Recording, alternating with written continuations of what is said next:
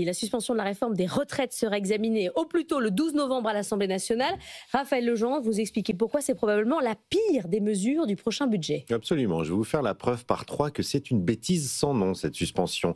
Parce qu'on sait d'où vient le problème budgétaire de la France, il est très clair, c'est un trop faible taux d'emploi, que ce soit chez les jeunes ou les seniors, ce qui m'emmène à mon premier point, l'exemple de la réforme d'Éric Woerth de 2010 qui a repoussé l'âge de départ de 60 à 62 ans. On en a parlé dans les journaux. C'est l'Institut des politiques publiques qui a donné des résultats qui sont très clairs. Ça a été 20 à 25 points d'emploi supplémentaires chez les 60-62 ans, la réforme Woerth. Un effet massif, durable, qui a redressé le solde des retraites de plus de 5 milliards d'euros. Et contrairement à une idée reçue, ça n'a pas du tout été une bombe à retardement pour l'UNEDIC. Les emplois conservés avant 60 ans ont largement compensé les indemnisations chômage qui ont un peu augmenté. Ben non, ils ont un peu augmenté entre 60 et 62.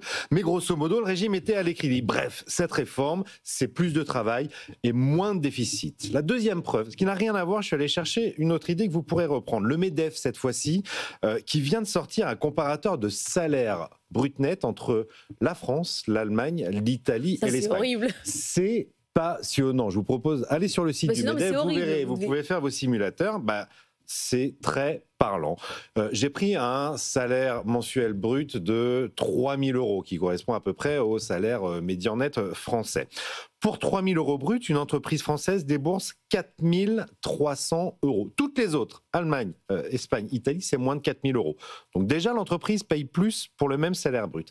Mais ce qui nous intéresse, c'est ce que touche le salaire, le salarié, in fine, en net. En France, c'est 2 310 euros. En Espagne, c'est 2 806 euros. Il y a 500 euros d'écart pour un même brut entre la France et l'Espagne. Et tous les salariés, en Allemagne, le net est supérieur. En Italie, c'est 2 724. C'est pareil de partout.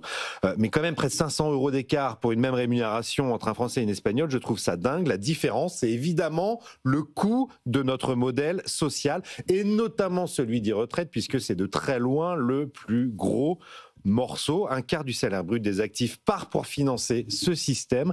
Et en suspendant la réforme, on va alourdir encore plus cette facture. Les entreprises auront beau augmenter les salaires, c'est l'État qui ramassera la hausse. Voilà. Troisième point, très rapidement, c'est la dépendance. Le gros sujet derrière la retraite qu'on refuse obstinément de voir. Dans 25 ans, la France va devoir accueillir 1 million de seniors supplémentaires en établissement. Il va falloir créer 56 places supplémentaires et il y a 800 000 emplois dans les services à la personne à recruter. Tout cela va coûter beaucoup et cette richesse, ces cotisations, on ne les financera qu'en travaillant plus longtemps.